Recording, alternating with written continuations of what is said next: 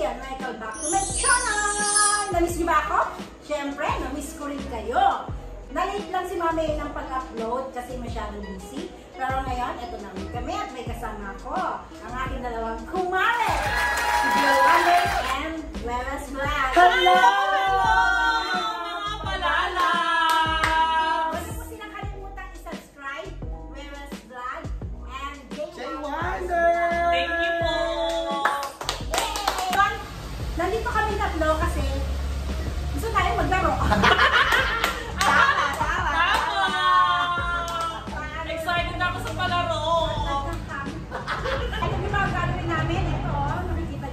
Meron kaming Harina!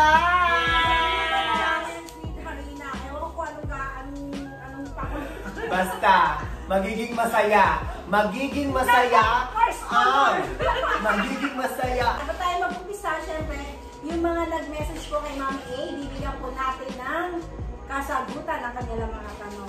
Phil Lacson, yan.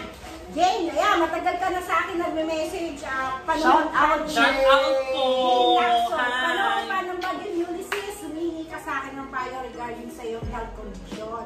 So, before nun, mag-friend kasi kami, pareho kaming mataba. Mataba kami tayo. Tapos ako, nauna akong may stroke, pero may lang naman ako. Kumbaga na, umura naman din ako, tapos nag-diet ako, search kung paano maging healthy body. So, siya kasi, na-stroke siya, so, parang yung paglalakad niya hindi okay. So, ganito ang gawin mo, palalabs.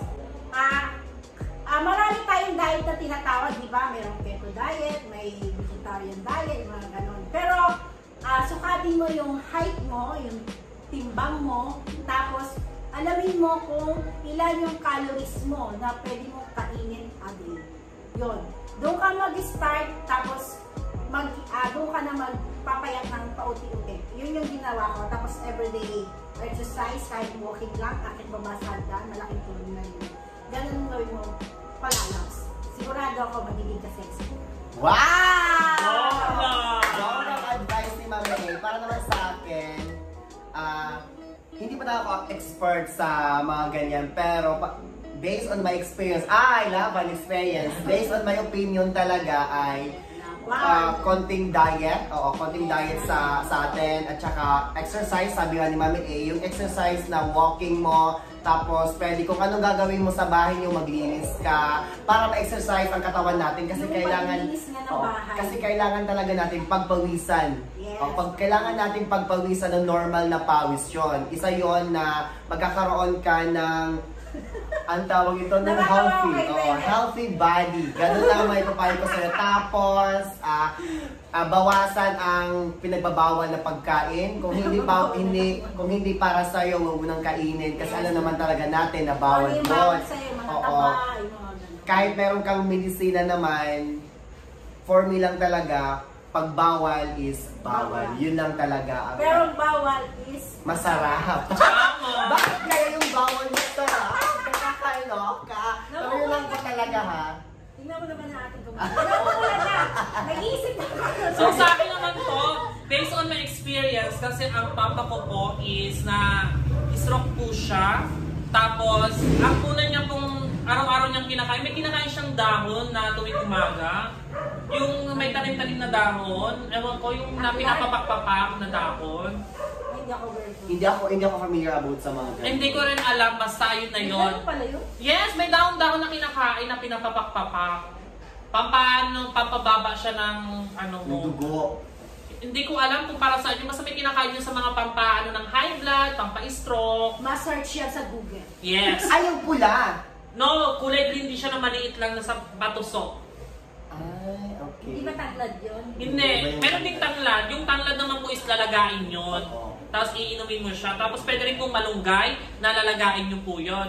Tapos, ang ginagawa ko sa tatay ko kasi na-stroke po yung kanyang bunganga. Na parang ako, hindi lang ako. Hindi po siya ma-stroke. Stroke na po talaga. Tapos ang ginagawa niya lang po is yung therapy araw-araw. May therapy po kami, yung de kuryente. Meron po nung before sa Markinton, 10 pesos lang po ang bayad nun. Ay, yung tawag doon, yung basta yun. Yes, yung pang-therapy po na may kuryente. Tapos, ayun po yung ginagawa ng tatay ko araw-araw, exercise lang po siya. Tapos, naka-recover po yung tatay ko is 2 years. Oy, nakikita ko nga po sa kalsada, parang hindi naman siya na-stroke. Oo. Nagbubuhat pa ng gasol. Yes, before na-stroke po siya. Exercise na rin. Exercise. Oo, na-stroke yung Pero tatay ko. ang lakas naman yun. Yes, shoutout nga pala sa iyo pa. Shout out Ingat. kay Father Edwin! Yes. Sa aking mga anak-anak, parang nagugulat sila, iniisip nila kung anong papayo nila yun. No? Kasi yung aking mga anak-anak, ano po daw ang gagawin nila para sila ipaniwalaan na sila ay nagbagong buhay na. Oh, tayo dyan. Expert. Kasi alam nyo, Attorney! Labas! Attorney! ano yung mga palalas ko, kasi yung mga empleyado ni Ma'am Age, yung mga dating adik, hindi man natin na namin naman nila, pero so sa kagustuhan kong magbago silang buhay, kinuha ko silang empleyado. So, parang nahihirapan silang ipaniwala sa tao na sila ay nagbago. Kaya ito lang yung mga anak. Wag nyong alisin sa sarili nyo yung pag-asa. So, meron mga hindi naniniwala, meron din naniniwala, katulad ni Mami A, di ba? Sabi ko nga sa inyo, susuportahan ko kayo sa inyong pagbabago. Basta ipakita ninyo mula sa puso na kayo ay nagbago. Di ba? Tapos ipakita nyo na rin na talagang hindi na kayo bumalik sa mga bisyo nyo. Yung iwasan nyo yung tambay, barkada, trabaho, bahay lang yung gagawin mo. Aral, sabi ko nga sa inyo, kung mag-aaral kayo, pwede kayo suportahan ni Mami A sa inyong pag-aaral. Para lang mabago ang buhay. Wow! Galing naman ni Mami. Mami, talaga siya Sobrang nakapalala. Yes! Yung foundation ni tatay ni Mami A, sana matupad. Kasi unang-unang gusto kong tulungan yung mga batang naligaw na landas, yung mga babaeng binubugbog ng mga asawa, yung mga batang walang matirhan. Yan, yun yung mga gusto kong ilagay sa aking foundation. Kaya wish ko sana matupad yung plano kong foundation. Supportahan po natin si Supportahan po Mami natin si Mami A. sa Kaya, kanyang advokasya. Advocacy. yes. So, sa akin naman, para mapaniwalaan tayo sa pagbabago, una, kailangan muna sa sarili natin. At saka dapat nasa isip natin yon. Kasi kung ano ang nasa isip natin, yun ang lumalabas sa atin eh, di ba? Yes. Actions speak louder than words, ika nga, di ba? Yes. Kaya, para pagpaniwalaan tayo ng mga tao na nagbago na tayo, kailangan sa sarili muna natin, yung pag-iisip din natin. Kaya, pamasabi ko lang is, don't judge quickly. Instead, tulungan natin ang tao magbago. At saka, don't spread love, no hate. Yun lang po masasabi ko talaga. Kailangan talaga sa sarili muna natin. Ang ganda naman! Ang ganda naman! Ang ganda naman ni Jay Wonder. So, para naman po sa akin is, pakita mo sa inyong... isip talaga yun, ha? Yes, kanya-kanya po yung mindset namin. Para naman po sa akin is, pakita mo sa magulang mo na nagbago ka na ngayon. Tapos, tulungan mo yung parents mo. Kung may hanap po yung parents mo, magbago ka. O kaya, umuwi ka muna ng probinsya, magpa-refresh ka muna ng isipan mo. Tapos, pagbalik mo dito, or kung hindi ka na babalik, kung nagustuhan mo na sa probinsya, para ang mga parang mga tao is ano na sa'yo ay, okay, nagbago ka na pala, umuwi ka na ng probinsya, naging healthy ka na, lalo ka nang tumaba, ganon. Ipakita mo sa inyong mga kamag-anak, sa inyong mga parents, sa inyong mga friends, na kailangan mo pong magbago. Saka syempre, mga anak, huwag niyong kalimutan si Papa Lord. Yes, tama. Number 1. Number 1 yun. Lagi ko kayong pinagdadasal na sana lumiwanag ang inyong mga utak. Kasi naniniwala ba kayo kasi karamihan tayo mga Pinoy, di ba? Ayaw natin ibalik yung nakaraan. Oo. Nagagalit tayo eh. Baka yung masamang nangyari. Kasi ganun eh.